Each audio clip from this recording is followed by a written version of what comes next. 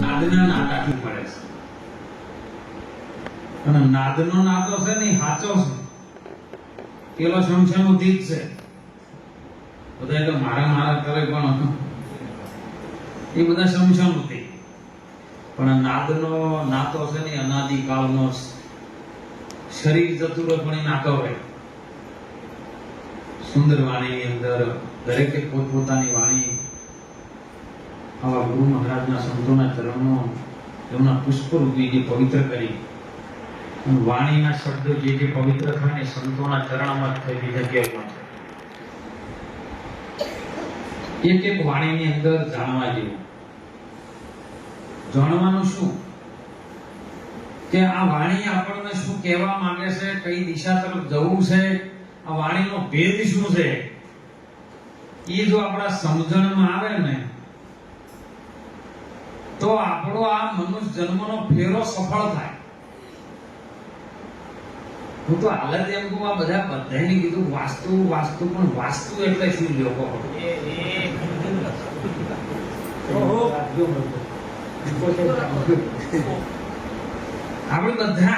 બધાને કીધું ભાઈ ફરજમાં આવી એટલું કીધું જ છે કે ભાઈ વાસ્તુ વાસ્તુ કરવાનું છે ઘરનું વાત. પણ વાસ્તુ એટલે શું? આનો કોઈ દાડો આપણે અભ્યાસ કર્યો છે? કારણ કે આ વાત છે ને સંતોના ચરણમાં જ પડી છે. બીજું કોઈ તમને સમજાઈ નહીં શકે સાહેબ. ભગવાન કૃષ્ણ જેવાને કુરુક્ષેત્રના મેદાનની અર્જુનને કીધું, અર્જુન કે આ ભેદ મારા જોણો હોય તો તમે મને વૈરાગ્ય સ્વરૂપ દેખાડ્યું, ચતુર્ભુજ સ્વરૂપ મેં જોઈ લીધું પ્રભુ, પણ કદાચ આ ચતુર્ભુજ સ્વરૂપ છે એનો ભેદ મારા જોણો હોય તો કે એ કોઈ તત્વજ્ઞાની સંતના શરણે જાય. જો ભગવાન છૂટી ગયા પછી કે જો આ ભેદ તારો જાણવો હોય તો કોઈ તત્વજ્ઞાની સદગુરુ સંતના શરણે જાતો આનો ભેદ મળે.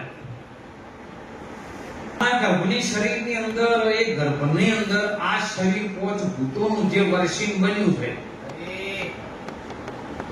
માના અને બાપાના સારા કર્મથી, એમના મન મેળથી જ્યારે એક બુંદ પડ્યું ગર્ભની અંદર અને એનાથી એક બુંદમાં 5 વર્ષ છે. હાલા વરસાદ વરસે છે ભાઈ, પણ એમાં પવન છે ભેળો, પાણી ભેળું છે, અગ્નિ ભેળી છે અને પૃથ્વી પલળે છે અને તેજ પણ ભેળું છે. એ પોચે પોચ આ બુંદની અંદર વરસી અને જ્યારે નાભીમાં માના નાળથી એ અષ્ટકમળ પોખડીની અંદર બુંદ પડ્યું અને નાગની મોઢું ફિટ કરી દીધું. પછી એની અંદર આ શરીરની રચના થઈ છે. 5 વર્ષ તો શું બનતું હતું અંદર? આ ઘર બનતું હતું.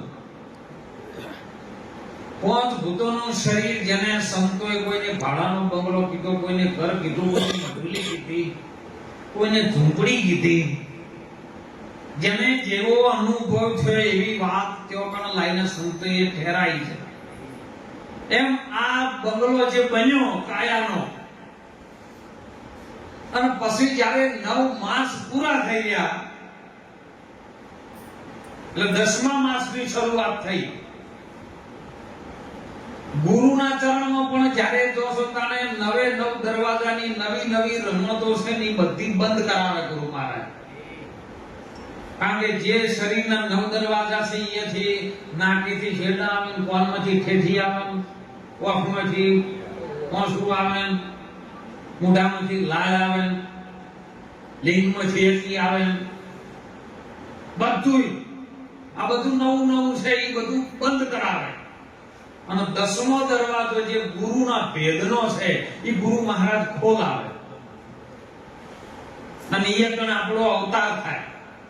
એ જન્મ ના થાય, જન્મ માના કુખેથી શરીરનો થાય, પણ તમારો ગુરુ મહારાજ અવતાર, એ અવતાર કરાવે. પછી એ જન્મવાનું મરવાનું નથી આવતું. જન્મ ને મરણનું ચક્ર કનું હતું? આ 5 ભૂતોના શરીરનું, તમારું નહીં. અને ઈ બંગલાની અંદર વાસ્તુ કનો વાસ છે? વાસ્તુ તુંમય વાસ. તો આ બંગલો છે ને કે મરી ગયેલો એમ. બંગલો કોઈ કામનો નથી.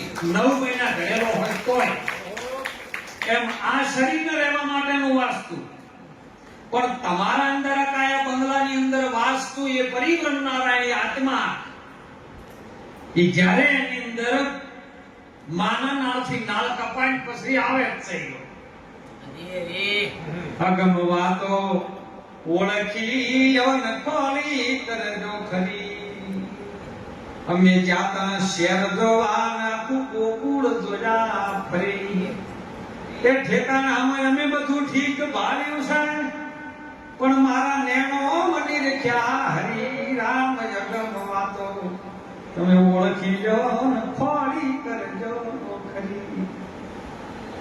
એક પંખી એવું દીઠું એ જન્મ્યા પછી આવે. તમારા શરીરનો જન્મ થાય ને પછી આવે અને મુવા પહેલા જાય. શરીર આયા પછી જ્યારે નાળથી નાળ કપાઈ જાય અને પછી એની અંદર ત્રણ અવાજ આવે. અકાર, મકાર અને ઉકાર. રજો ગુણી, તમો ગુણી અને સતો ગુણી.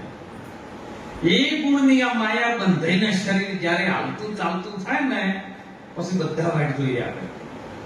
કોકે આપણે પ્રજાપતિ છે, કોકે આપણે ઠાકોર છે, કોકે પટેલ છે, કોકે વાળંદ છે, કોકે લોહાર છે, કોકે માળી છે. જેવી નાતનો બંધો હતો ને એ બધું તમે શીશેરું ભોગવું કર્યું. હકીકતમાં તમે કોઈ હતા નહીં. આત્મામાં જાતિ નથી, નાદી નથી. કોઈ નીચું નથી, કોઈ ઊંચું નથી, કોઈ કાળું નથી, કોઈ ધોળું નથી. એમાં કોઈ હતું જ નહીં. નિર્વિકાર હતું, નિર્વાણ પદ હતું. એ આત્માની અંદર કોઈ જાતિ નથી, નાતિ નથી, પણ તમે ફિટ કરી દીધું. અને ફિટ કરેલું તમે માની બેઠા. અને મોનેલું છે ને એટલું સોડાનું કાઠું છે. એમ એ મોનેલું છે ને એ જ સોડાનું કાઠું છે. કેમ કે સમજણ આવીને આપણી માએ કીધું કે પેલો તારો બાપ છે, આ માની લીધું. પછી આપણી જીવનમાં જેટલી ઘડા શરીર રહે અને મરી જાય એટલી ઘડા બીજા બાપના. કેમ માનું કે માન્યું છે. હવે માનેલું છે હકીકતમાં નથી. સંતોના પાડા છે કે કન સુરું કન વાસનું કન માને બાપ. અંતે જાવું છે તારે એકલું હાથે પુણ્યને. તો તારો અશમ બાપ છે એને તું ગોઈ. આ તો તારા શરીરનો ગુંદનો દાતા છે. માં રક્તની દાતા, બાપ બીજનો દાતા. આપણે શરૂઆતમાં પેલી કથાઓ બહુ વપરી છે કે માં ચામુંડાએ જ્યારે અવતાર ધારણ કર્યો ને ત્યારે ધરતી ઉપર રક્ત અને બીજ નામના રાક્ષસો ધરતી પર હાહાકાર મચાવતા. રક્ત અને બીજ. અને એવું કહેવાતું કે ભાઈ જોગર પાછું એનું લોહીનું ટીપું પડે. માતાજી ખપરથી પેલા હથિયારથી વાટે એટલે મસ્તક કપાઈ જાય. જો ટીપું પડે એ કંઈક બીજો પેદા થાય. જેટલો ટીપો પડે એટલું બીજો પેદા થાય. તમે બોલો આ બધા ટેપેથી પેદા નહીં થયેલા? ચોખ્ખું છે હો સત્સંગાનું. એક ટીપામાંથી આ બોલો રક્ત અને બીજનું જ સંતાકરનું છે. કહો માનું રક્ત હતું, બાપનું બીજ હતું, એમાંથી આ પેદા થયું છે. પણ જો સદગુરુ ધારણ કરી તમે ધર્મના માર્ગે વળી લો, સત્યને જોણી લો ને, તો પછી રાક્ષસ વૃત્તિ ના હોય એમ કહે છે મહાપુરુષ. કારણ કે રક્ત અને બીજના દાતા માને બાપ છે ને સદગુરુ મુક્તિનો દાતા છે. આ બધામાંથી તમને મુક્ત કરી દે સાહેબ. કારણ કે જનેતાથી એક ડગલું તો ભાળ્યું પણ સંતોએ કીધું છે. જનનેથી મેં જાગલ જોયું કવિ કે ડગલો એક સંત. અરે જનેતા સુવારે ને બોલો સંત જગાડી દે અને તને મેળવી દે ભગવાન.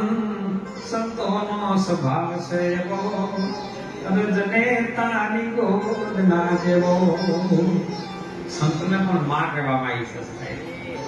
અને એ મહાપુરુષોની વાત, એ સંતોની વાત આ બંગલાની અંદર વાસ્તુ થઈ જાય ને, તારો વાસ થઈ જાય મોય તો આ બંગલો હાલતો ચાલતો કેવો કડિયો કારીગર આવ્યો આ દુનિયામાં આ બંગલો બનાવ્યો બંગલો હાલતો ચાલતો રાખ્યો જો કેવો કારીગર આવ્યો ઈ કારીગર ઈ ધણીને ઈ તમે ઓળખો અને એને જ્યારે ઓળખાણ પડી જાય ને ત્યારે આપણા જીવનની અંદર આનંદની એક લહેર અલગ આવશે પછી તો લહેર દરિયાવાળી આવે સાધુભાઈ લહેર દરિયાવાળી આવે ધીમી ધીમી નદીઓની આવે તો ઘડીમાં ખાલી થઈ જાય ઉનાળામાં ગાડા તળાવ તો સુકાઈ જાય પણ દરિયો બધા સુકાતો પાડ્યો દરિયાવાળી લહેર ગુરુના વચનની લહેર वचन वचन की मेघ है वचने भयो गदो प्रकाश आ वचन तो 14 लोगों में रमीरू से लाखा ये वचन को सदगुरु संतनी पास बीजा कोई झवेरी ની દુકાને નહીં કોઈ હોની ની દુકાને નહીં હે કોઈ કલ્યાણ વાળા ની દુકાન નહીં ધીરુભાઈ અંબાણી ના તોય ન મળે આવા કોઈ હરિગુરુ એ વચન શું છે વચન તમે બોલો ને એટલું જ નિભાવો અને નિભાઈ શકે એટલું બોલો નહીં તો ફરી જો તો બીજું કોઈ વચન નથી.